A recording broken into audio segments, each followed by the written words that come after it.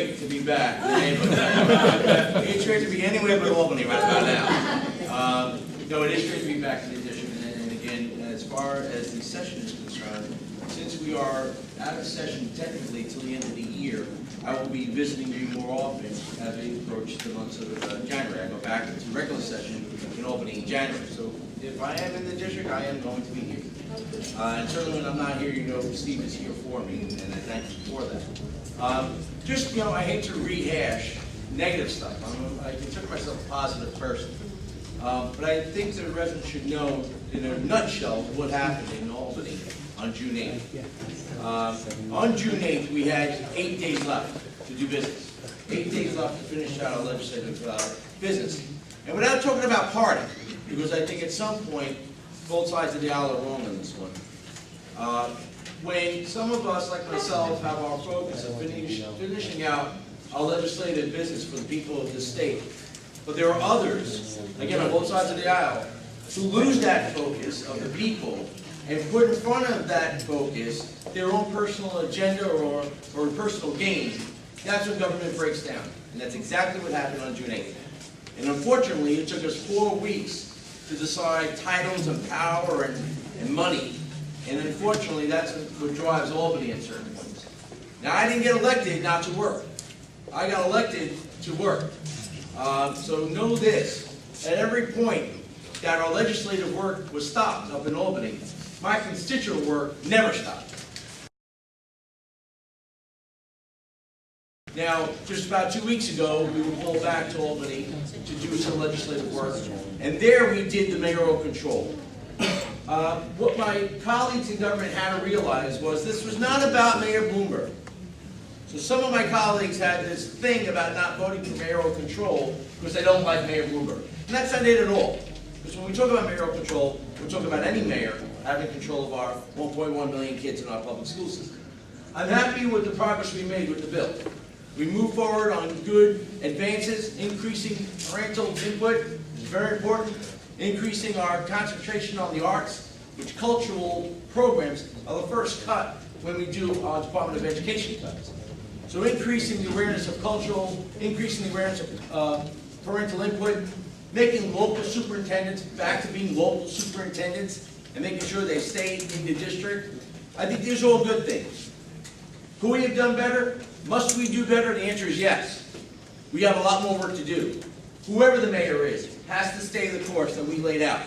If they deviate from the course, we want to know why, and we want to get them back on course. One item that I was not happy with, that was not included in the bill, that I want to pursue separately legislatively, is the fact that when the mayor does say the Department of Ed must take a 5% budget cut, that a principal should not go into her office on a given school day in the middle of the school year, log on to her computer, and find out her school is losing $300,000. $300,000 that may already been earmarked for a program or a teacher or some other benefit to the school. That should not happen. Under my plan, if the mayor wants a 5% cut in the Department of Education, since the school year fits within the fiscal year of the city, every school could be unnoticed that their cut will be the next school year, thus eliminating mid-year cuts. And they would realize that $300,000 cut next year, so the principal can plan better for the children. I think that's a step we have to take. It's one that legislatively I want to take as we go back to work next year. We have to adjust the budget. We have to adjust the budget because the budget we did in April is based on estimates. And unfortunately, our tax revenue and our stock market is not doing up to par as we would hope. So we do have about upwards of a $2 billion deficit for the end of the year and fiscal year. We are under such a microscope, I think the days of raising fees and raising taxes are quite over. I don't think we pass the public's scrutiny if we do that at this point.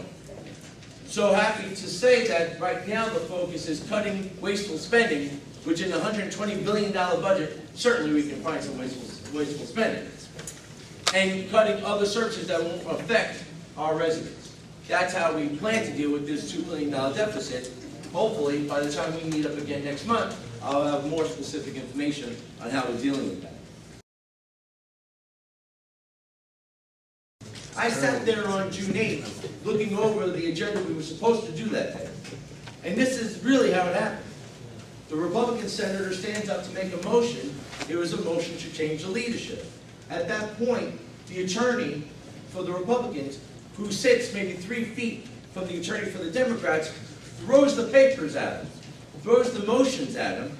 Our attorney looked at it and goes, "Oh my God, it's a coup, it's a takeover." And just like that, it happened. Okay, no notice, no filing of papers anywhere. The motion papers went to the front, and they started to be read, and we were on our way to a takeover. Now, procedurally, that'll forever be questioned whether it was done correctly. And again, I don't want to dwell on it because it's a moot point. But that's, unfortunately, how simple it went down that day. That could no longer happen.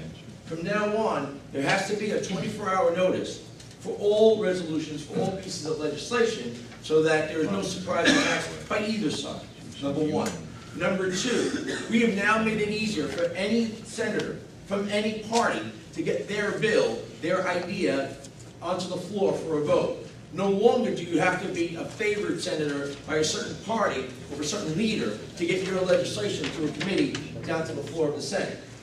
This kind of transparency, this kind of reform benefits our people, because there were good pieces of legislation in the past that was basically held up because a certain senator was not liked by a certain leader, wherever it may be. That is now changed. This kind of reform, this kind of open transparency is good for us. It is. It's the fringe benefit that comes out of a bad situation. The yellow along Jamaica Avenue. We in the Senate, and I'm not sure about the Assembly, but certainly in the Senate, we still have to vote on the MTA capital project. We have to work out the funding, and we have to basically vote on it. We have been working, and I certainly have been in conversation with the MTA regarding the Jamaica Avenue line, both in painting it, constructing it, making it look nice, making it operational. I'm optimistic that at some point that will be done. But I'm a realist too. So I'm hopeful in our lifetime we do get to see it. But just so you know, I am a realist. Just so you know, as I said, now that I'm back in the district, certainly every month that I am here, I will give you the most latest update that I have. So at this point, we are discussing and we are about to work on the capital portion of the MTA project. Yeah, I think that's a need to get done rather than a would like to get done. I hear you. I've been in enough of these meetings. It was supposed to be done in 2009. They're slightly Here we are. They're slightly behind. The MTA, slightly behind it. But hopefully they get better. Ladies and gentlemen, it's always a pleasure being here. I appreciate you listening to me, and again, it's a pleasure to be back in the district. Thank you.